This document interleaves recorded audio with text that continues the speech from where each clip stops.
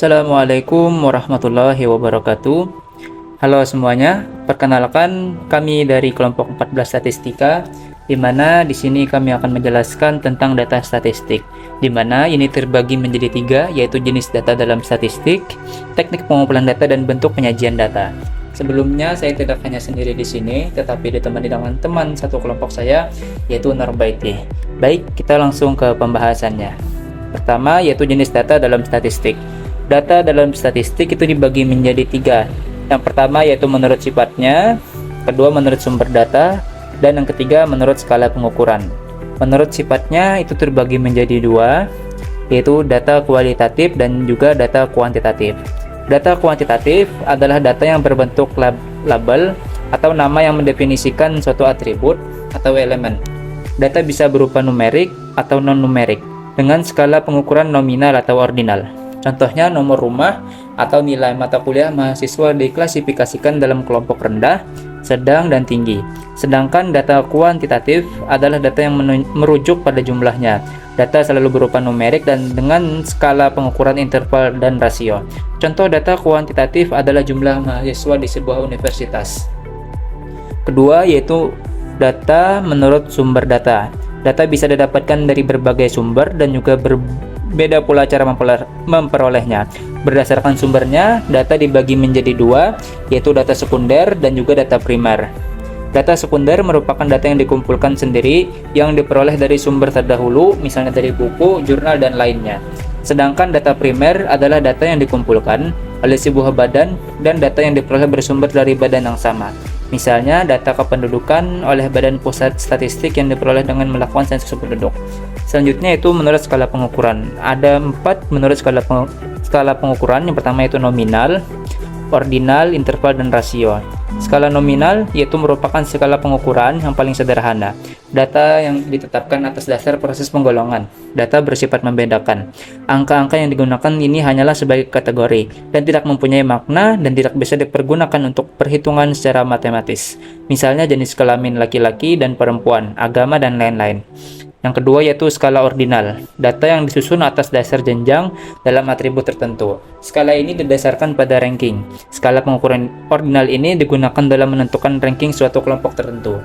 Dalam ranking ini hanya dipertimbangkan urutan objek dari hasil yang paling besar sampai yang paling kecil, atau dari yang paling tinggi hingga paling rendah.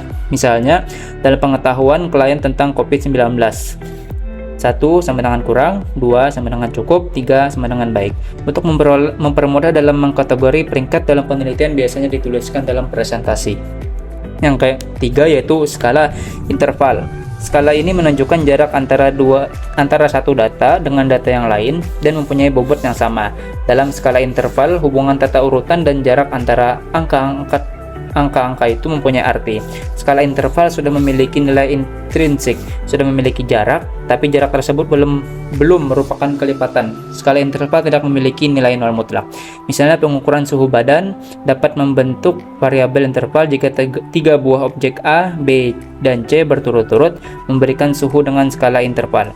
Skala interval ini sudah benar-benar angka dan sudah dapat menerapkan semua operasi matematika serta peralatan statistik. Yang keempat yaitu adalah skala rasio. Skala rasio hampir sama dengan skala interval, yang membedakannya adalah skala pengukuran rasio memiliki nilai nol mutlak dan jarak yang sama, sedangkan interval tidak. Nilai nol mutlak ini artinya adalah nilai dasar yang tidak bisa diubah meskipun dengan menggunakan skala yang lain. Pengukuran dari skala rasio misalnya tinggi dan berat badan. Misalnya berat badan A adalah 60 kg, sedangkan benda B adalah 90 kg. Maka dapat dikatakan bahwa benda B 2 kali lebih berat dibandingkan benda A. Contoh lainnya adalah umur, kadar glukosa darah puasa, kadar oksigen, dan sebagainya. Selanjutnya yaitu adalah jenis data menurut sifatnya.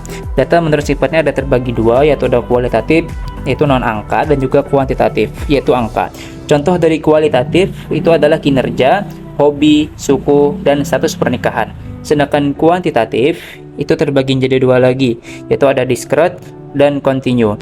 Data kuantitatif discrete berorientasi pada pengambilan nilai yang dapat dihitung, sedangkan data continue atau berkelanjutan lebih kepada mengambil sejumlah nilai dalam suatu rentang tertentu. Contohnya yaitu adalah jumlah Contoh dari discrete adalah sini adalah contoh jumlah anak dan juga jumlah mobil. Sedangkan contoh dari continue adalah berat badan dan jarak tempuh.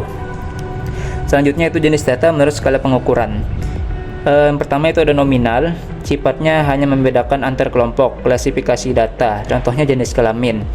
Yang kedua yaitu ordinal, selain memiliki sifat nominal juga menunjukkan peringkat, misalnya contohnya kuesioner tingkat pendidikan SD, SMP, SMA.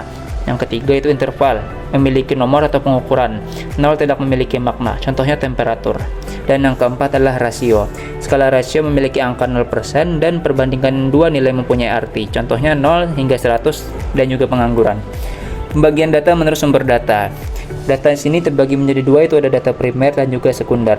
Data primer merupakan data yang diperoleh langsung dari sumbernya, contohnya data angket survei, pelanggan bank Kalteng. Sedangkan contoh data sekunder adalah data yang telah diterbitkan atau diolah oleh pihak lain. Contohnya data catatan perusahaan berupa gaji. Selanjutnya, sumber data statistik. Data sekunder dapat diperoleh dari Badan Pusat Statistik seperti Bank Indonesia, Kementerian Dinas Pemerintahan Daerah, perbankan dan perusahaan serta sumber lainnya. Data primer harus dicari dan diolah sendiri oleh peneliti yang biasanya dilakukan melalui wawancara, baik langsung ataupun tidak langsung, dan biasanya juga melalui kuesioner. Teknik pengumpulan data.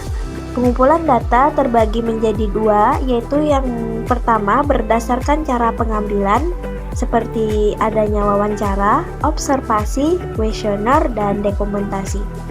Yang kedua yaitu berdasarkan banyaknya data yang diambil, seperti sensus dan sampel.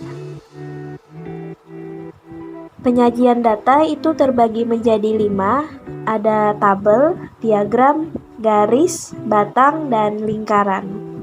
Baik, itu saja dari kami. Kami ucapkan terima kasih.